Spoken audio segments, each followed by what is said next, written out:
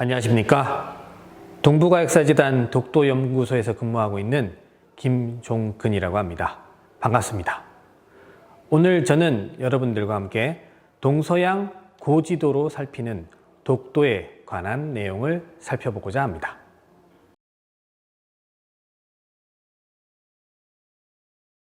오늘 저희가 볼 내용은 다음과 같습니다. 고지도가 입증하는 독도 영연권에 대해서 한국 고지도, 일본 고지도, 서양 고지도 등에서 독도가 어떻게 나타나고 있는지 살펴보겠습니다. 아울러 이와 관련한 독도에 대한 일본 주장의 부당성을 다시 한번 확인하도록 하겠습니다. 오늘 저희는 동서양 고지도 속에 독도와 동해 표기가 어떻게 이루어져 있고 그것이 의미하는 바가 어떤 것인지에 대해서 살펴보도록 하겠습니다. 목차는 다음과 같습니다. 크게 들어가면서 간단하게 고지도에 대한 얘기를 제가 좀 드릴 거고요. 이후에 2부에서는 독도 영유권과 관련되는 고지도, 그리고 3부에서는 동해 표기의 정당성, 이런 내용을 설명드리는 것으로 하겠습니다. 제가 이제 재단에 들어온 지 한 10여 년 정도 됐고요. 주요 사업으로서 서양 고지도 속에 독도 동해 표기 관련된 책자를 하나 만들었고, 그다음 한일 고지도 속에 독도와 동해 표기를 했습니다. 우리나라의 독도와 동해 표기에 대한 우리의 입장을 국내외에 잘 알리도록 하는 이런 부분은 저로 하여금 굉장히 긍지와 자부심을 가지고 이 일을 할 수 있게 해 주었습니다. 그래서 제가 여러분들에게 자신 있게 연구했던 내용들을 설명드리는 시간을 가지도록 하겠습니다.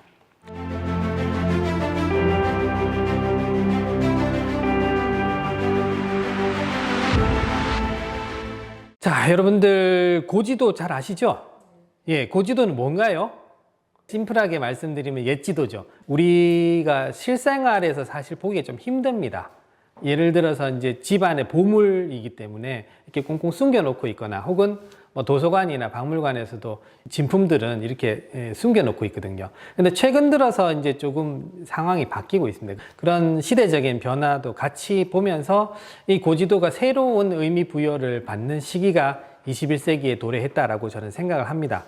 그래서 전통적인 고지도라는 것은 대체적으로 19세기까지 만들어진 지도다라고 생각하시면 일반적으로 학계에서 통용하고 있는 내용이 되겠습니다. 그런데 이 고지도라는 것이 단순히 그냥 우리가 아는 지도 그것만으로 설명이 되기는 너무 부족합니다. 고지도가 가지는 의미가 상당히 많다는 거죠. 예를 들어서 이 세계관을 가지고 있어요. 여러분은 우리가 지구라는 구체 위에 있다는 거 다 아시잖아요.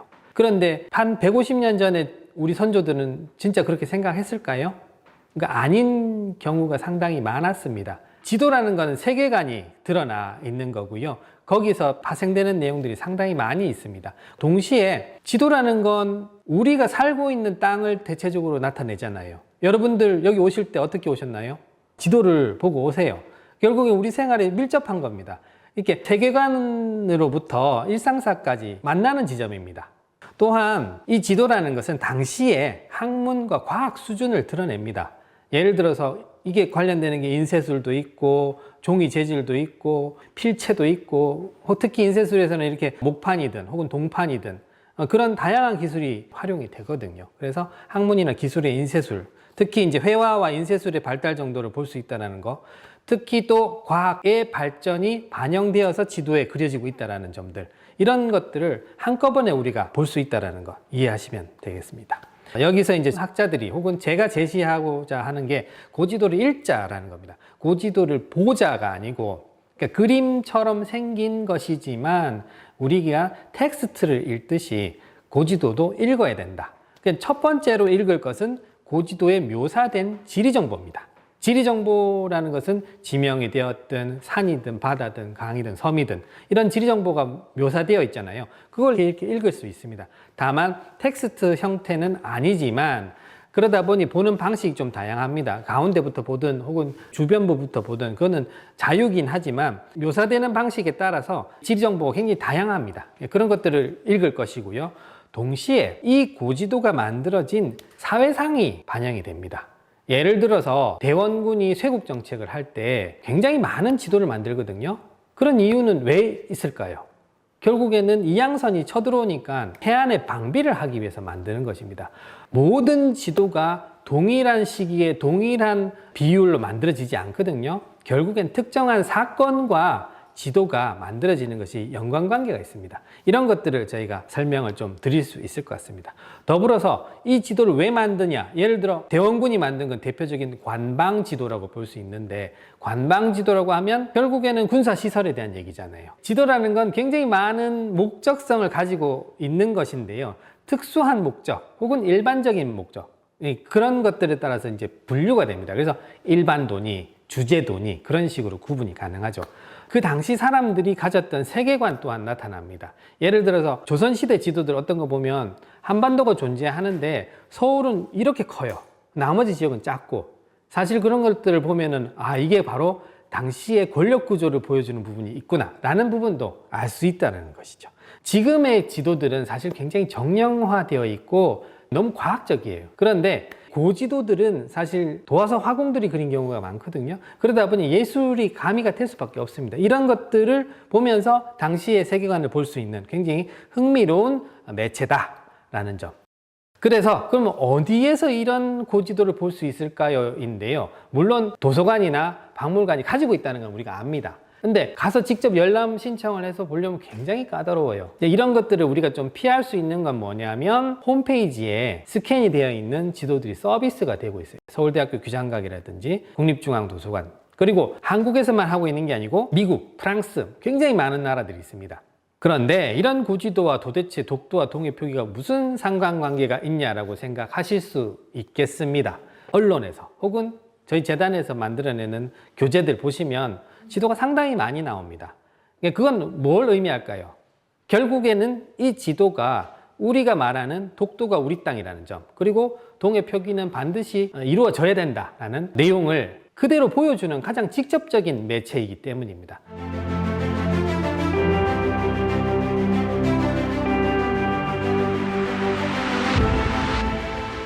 첫 번째로 말씀드릴 키워드는 독도입니다. 독도를 그린 고지도들을 일단 쭉 한번 보시고 그와 관련되는 내용들을 제가 설명을 드리도록 하겠습니다. 한국 고지도 혹은 주로 조선시대의 고지도가 될 겁니다. 그런데 조선 전기까지는 독도인 우산도가 한반도와 울릉도 사이에 표현이 되었습니다. 사실은 이제 명칭이 조금 변동이 있습니다. 조선시대까지 독도는 우산도라고 불렸습니다. 우산도를 현대에 들어와서 독도라고 부르게 된 거죠. 그런데 그 우산도가 우리가 알고 있는 그 위치, 울릉도 동남쪽 백길 따라 땡땡땡, 노래 가사에 있다시피 울릉도의 동쪽에 독도가 있는데요. 조선 전기까지는 지리지식이 다소간 방향의 부정확함이 있었습니다. 중요한 것은 울릉도와 우산도가 명확하게 동해상에 그려집니다. 참고로 그때 당시에 일본은 지도도 별로 없었고 그들이 갖고 있는 지도상에서도 독도를 그린 적도 없습니다. 그런 측면에서 명백히 우리 땅이라는 걸 볼 수 있죠. 그러다가 조선 후기가 되면 안영복 여러분들 잘 아시죠? 그래서 동네 쪽에 이제 기거를 했는데 일본어를 잘해가지고 울릉도에 갔다가 일본인들이 거기 와서 불법적으로 조업을 하고 있으니 그들에게 이제 항의를 하고 나아가서 일본까지 가서 울릉도와 독도는 조선의 영토니까 더 이상 넘어오지 마라 라고 얘기를 했습니다. 그리고 그게 그냥 그것으로 끝이 났으면 별로 의미가 없겠지만 실제 일본이 더 이상 울릉도로 도항을 금지시켜요. 막부가. 그런 상황으로 봤을 때 안영복 사건, 울릉도 쟁계라고 우리는 표현을 합니다만 안영복 사건은 굉장히 큰 이벤트였습니다. 그러다 보니 이 내용이 지도에까지 반영이 돼요. 지도에 어떻게 반영이 되냐면 명확하게 우산도가 울릉도의 동쪽에 있다는 걸 확인하게 됩니다. 그런 이유로 위치가 바뀌어요. 그런 내용을 제가 지도를 직접 보여드리겠습니다. 제일 마지막으로 개화기가 되면 완전 동쪽은 또 아니거든요. 근데 이제 바다에 가서 실질적으로 정확하게 얘기하면 동남동이 됩니다. 동남동이다 보니 그걸 명확하게 표현을 그리기가 참 힘든데요. 개화기가 되면 진짜 동남쪽에 그리는 지도까지.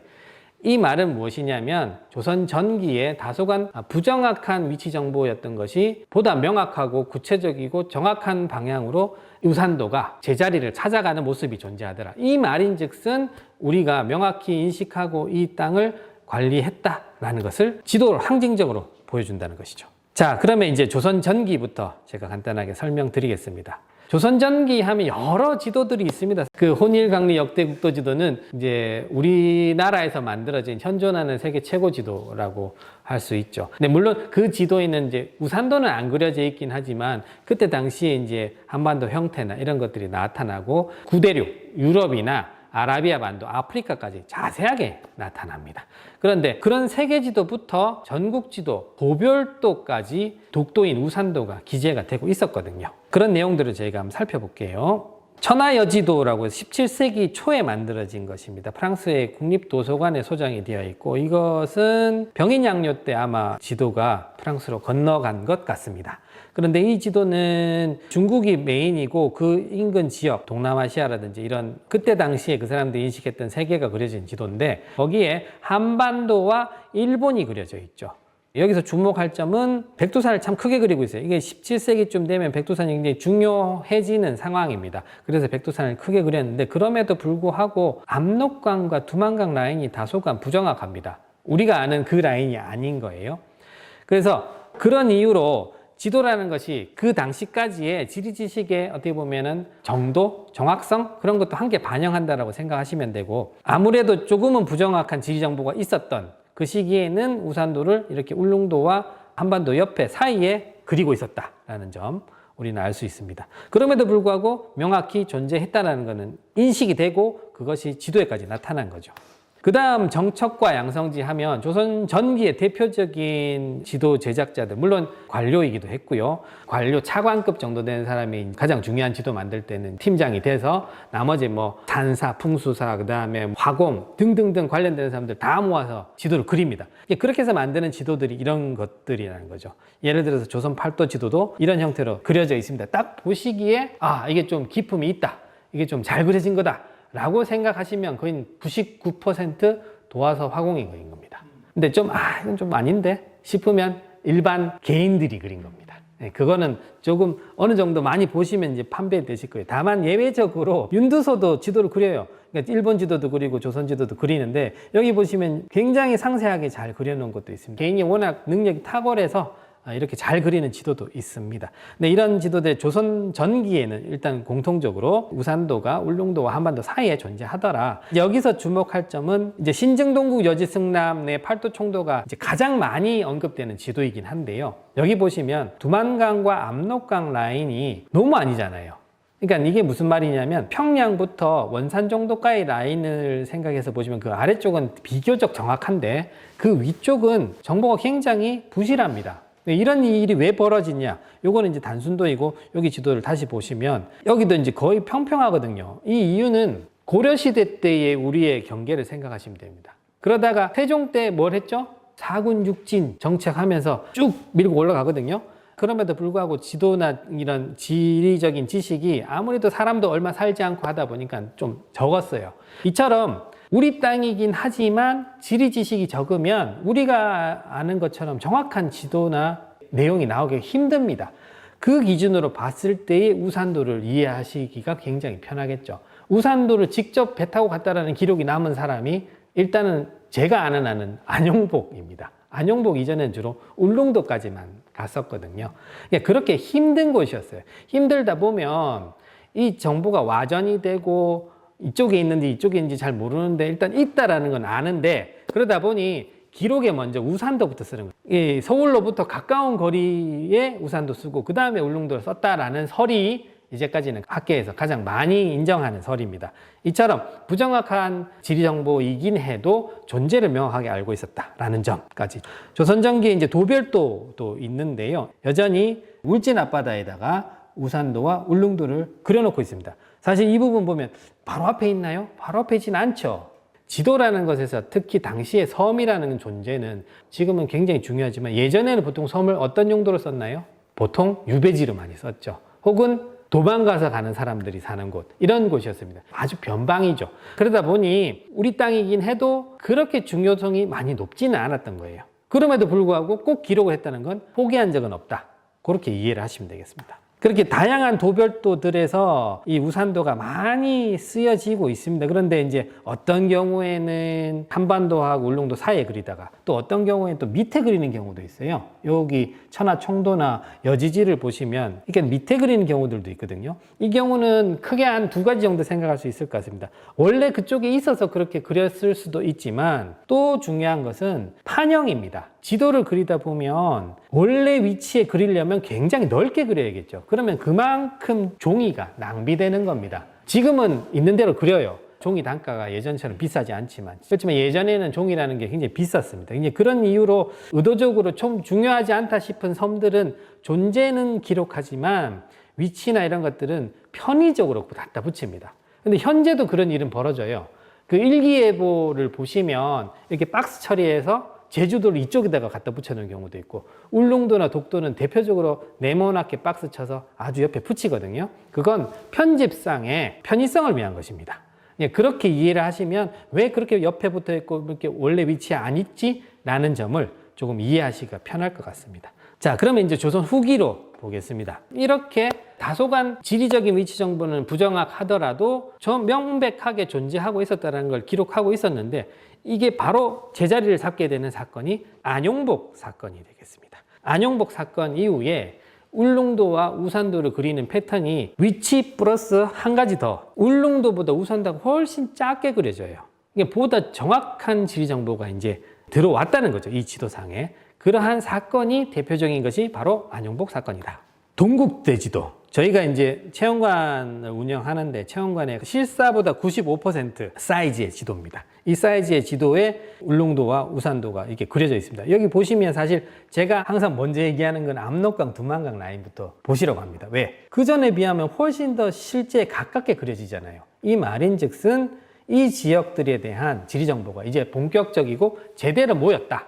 그것이 가장 결과물로 나타난 것이 이런 18세기 중반에 나타나는 동국대지도가 되겠습니다. 이처럼 지도라는 것은 한 번 그려진 게 그냥 그대로 가는 건 아니에요.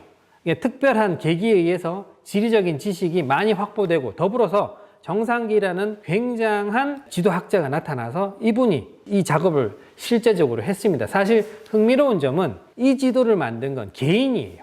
김정호도 마찬가지예요. 김정호도 개인이지만 정상기 이분도 개인입니다. 그걸 정상기의 아들이 정학령이 나중에 영조에게 이 지도를 직접 보이니까 영조가 너무 잘 그린 거다 해서 하나, 두 개를 사본을 그려서 직접 임금이 볼 수 있게 해라 라는 게 실록에 이렇게 기재가 되어 있을 정도입니다. 그 정도로 상세하고 굉장히 멋있습니다. 도화서 화원들이 굉장히 상세하게 잘 그린 지도인데, 여기 보시면 울릉도의 크기보다 우산도가 거의 한 7분의 1, 8분의 1 사이즈로 줄어들었죠. 그래서 동쪽에 그려진 겁니다. 이런 것은 바로 안용복 사건 하면서, 안용복이 1, 2차 도해할 때, 일본으로 갈 때 실제 독도까지도 이제 보고 갔거든요. 그러면서 두 번째 도해에서는 아예 지도를 들고 가요. 들고 가서 거기서 이제 자산이라고 써져 있습니다. 이게 오기지만 자산도와 울릉도는 조선 땅인데 왜 니네가 우리 땅에 와서 고기를 잡아가느냐라고 항의를 하죠. 그런 내용들이 얽혀 있는 것입니다. 그러한 결과 결국 19세기, 18세기 후반부터 19세기에 이르기까지 우리가 늘 잘 알고 있는 그 모양, 우리 한반도 모양, 이게 여기 제일 위가 중앙진이죠. 이런 형태의 라인이 잘 나오고 실제 위성 지도와 봐도 크게 차이가 안 날 정도의 정확도가 나타나는 이 지도에서는 우산도가 바로 동쪽에 그려집니다. 근데 흥미로운 점은 여기서도 보시면 지금 잘 보이진 않지만 울릉도와 우산도를 바로 옆에 그려놔요. 이게 종이를 활용함에 있어서 혹은 관리의 주체가 삼척이나 울진이었기 때문에 그 인근에 이렇게 그려놓는 경향이 있습니다. 그런 것들도 함께 보시면 단순히 우리 기준으로 정확한 위치에 그리지 않기 때문에 그 지도는 잘못된 거야, 혹은 그건 우산도가 아니야 라고 주장하는 분들이 계신데, 그거는 이 지도를 읽는 방법이 서투르시거나 혹은 자기의 목적에 따라서 오독을 하기 때문에 일어나는 결과입니다. 아울러서 제가 이제 좀 흥미롭게 봤던 혹은 이제 발굴해서 제가 직접 연구를 한 지도가 있는데요. 김대건 신부가 만든 조선전도입니다. 한국인 최초의 신부시죠. 네, 이분이 지도를 하나 만드셨어요. 조선전도라는 지도를 만드셨는데, 이 지도가 기존의 조선 후기의 지도들 보시면 비슷하죠. 모양 보시면은 형태가 거의 그대로예요. 그러니까 그 말은 뭐냐면 이분이 이 지도를 한 3개월 만에 그리시거든요. 그럼 자기가 직접 발로 뛰어서 그러셨을까요? 그거는 아니라는 겁니다. 그 말은 다른 지도를 모사를 하신 거예요. 그런데 그럼에도 불구하고 이 지도가 중요한 이유가 있어요. 조선시대 때의 지도를 만들면 지명은 뭘로 썼을까요? 어떤 글자로 썼을까요? 한자겠죠. 왜? 그때 당시에 공식 문자가 한자니까. 대부분의 공식적인 문건에는 다 한자로 썼습니다. 그런데 이분은 그렇게 한자로 써져 있는 지명들을 다 로마자, 알파벳으로 쓰셨어요. 그 알파벳으로 쓴다는 건 뭘 의미할까요? 독자가 달라진 겁니다. 우리 물론 지금은 영어책도 읽지만 보통 우리 한글책이 더 편하잖아요. 반대로 얘기하면 미국 사람, 영국 사람, 이런 사람들은, 프랑스 사람들은 로마자로 써져 있는 글자가 훨씬 편할 겁니다. 그래서 이 지도가 지금에는 프랑스 국립도서관에 가 있습니다. 또한 이 지도를 모사한 지도들이 최소한 여기에 보시면 하나, 둘, 셋, 넷, 다섯, 여섯, 일곱, 8개의 지도가 있습니다. 저는 그 지도들에서 울릉도와 우산도를 그려놓은 지도만 이렇게 따로 떼서 보여드리는 겁니다. 이처럼 하나의 지도가 프랑스를 거쳐서 미국까지도 가거든요. 그러면서 거기에서 공통적으로 나타난 것이 우산도라는 게 그려지는 겁니다. 그럼 울릉도와 우산도가 같이 그려진다는 것이 단순히 조선에만 한정된 지리 지식이 아니라 프랑스, 미국, 나아가서 알파벳을 쓰는 나라들 사람에게까지 확산이 되고 있었다라는 점을 확인한 거죠. 그러니까 그런 방식으로 저희가 이제 동해 표기, 독도와 관련되는 내용을 많은 지도들을 발굴해내는 작업까지도 하고 있다라는 점 알려드립니다. 라틴어본 조선전도와 펠란의 조선전도인데, 라틴어본 조선전도는 프랑스 국립도서관에 있고요. 펠란의 조선전도는 미국 국립문서기록관리청이 가지고 있는 지도입니다. 이 지도들의 공통적으로 알파벳으로 지명 쓰고 있고 거기에 울릉과 우산이 쓰여져 있다는 점 보실 수 있습니다. 이처럼 굉장히 19세기가 되면은 우리가 알고 있는 독도를 그린, 우산도를 그린 지도가 단순히 조선뿐만 아니라 이렇게 프랑스, 미국, 세계적으로 확산이 되고 있었다라는 내용 볼 수 있고요. 국내적으로도 해좌전도라는 이 대표적인 목판본 지도가 많이 만들어집니다. 기본적으로 지도를 그릴 때 우리는 그냥 붓으로만 그린다고 생각하시잖아요. 그런데 규장각에 가서 이제 이렇게 홈페이지 직접 보시면 목판본도 많이 있습니다. 예를 들어 가장 대표적인 게 김정호의 대동여 지도겠죠. 그뿐만 아니라 이 해자전도도 목판본 지도입니다. 목판에다가 새겨가지고 찍는 거죠. 그럼 이 색깔은 뭐냐? 그 이후에 채색을 하는 겁니다. 그런데 흥미로운 점은 이 지도에도 울릉도와 우산도가 크기나 이제 위치로 봤을 때 그때 당시에 그린 걸로 봤을 때 굉장히 정확도가 높은 지도를 그려놓고 있습니다. 이처럼 우산도에 대한 기록은 우리 지도에 명확하게 많이 제대로 나타나고 있는 거죠. 그런데 이런 지도들이 개화기 19세기 말에 이르면 좀 더 많아지면서 좀 더 상세하게, 그러니까 원래의 위치에 가장 가깝게 동남쪽에 그리는 것들이 나타나죠. 대표적으로 저벽 지도라는 지도에 보시면 우산도가 약간 동남동 방향으로 그려집니다. 이런 것들은 정확한 지리적인 위치의 감각이 시대의 발전에 함께 하고 있었다라고 이해를 하시면 될 것 같습니다. 물론 대한전도처럼 이렇게 약간 러프한 지도들에서는 이제 동쪽에 그리는 경우도 있고 하지만 대략적으로 대한여지도 이런 것들을 교육할 때 많이 썼죠. 그러니까 동쪽과 동남동쪽을 왔다 갔다 하면서 그 19세기에 나타나는 지도들이 우리가 알고 있는 독도의 위치에 매우 근접하게 그리고 있었다라는 점을 좀 더 확인을 할 수 있었다라는 점이 핵심이 되겠습니다. 특히 또 재밌는 건 영국이나 미국에 은근히 프랑스까지도 그렇죠. 19세기 말에 개항을 하고 난 다음에 우리의 고지도들이 많이 나갑니다. 지금 뭐 국외문화재재단에서는 그런 것들을 또 확인해서 환수하는 작업까지도 하는데, 제가 확인한 일부 지도들, 영국의 국립도서관에도 있는 지도에 보면 여기는 한글로 우산이라고 써져 있는 경우도 있었습니다. 그 다음에 해동전도라고 해서 이거는 미국의 스미소니언 박물관, 이건 직접 제가 실물까지 보고 왔습니다. 이게 이제 또 자산이라고 써져 있어요. 우산을 왜 자산이라고 썼냐라고 하면 우자랑 자자 보시면 한자가 거의 유사합니다. 우산도, 자산도, 방산도, 그 발음으로 보면 다르지만 한자의 형태를 보시면 왜 그렇게 썼을까, 왜 그렇게 오게 했을까까지 이해를 하실 수 있을 겁니다. 어찌되었든 이 지도들에 나타나는 독도, 명확하게 울릉도, 동남동, 동쪽, 동남종 이 위치에 존재했다는 것은 우리가 많은 케이스들을 통해서 확인을 할 수 있는 것이죠. 제가 사실 이 해동전도와 관련된 스미소니안 박물관에 소장된 이 지도와 관련된 것도 논문을 써서 설명을 해 드렸습니다. 그래서 여기서 핵심적인 건 이 지도가 단순히 수집만 해간 게 아니에요. 1890년대에 이제 제4호에 이미 한국에 대한 내용이 실려요. 이거 어떤 일이 있었냐면은 미국 공사관에 파견된 직원이 와서 전국을 다니면서 기록을 한 내용이 있습니다. 그 기사 내에 이 두 개의 지도가 실려요. 이 두 개의 지도가 스미소니언 박물관에 소장되어 있는 것이고, 그 지도가 이렇게 내셔널 지오그래픽이라는 잡지에 실려서 이렇게 널리 퍼졌다는 점, 여기에 저는 굉장히 어떻게 보면 흥분을 했습니다. 왜? 여기에 우산도가 자산도라고 해가지고 그려져서 이렇게 있거든요. 이런 거는 미국이 인정하는 우산도는 한국의 땅이라는 게 명확하게 나오는 건데, 일본만 이런 게 안 보이나 봅니다.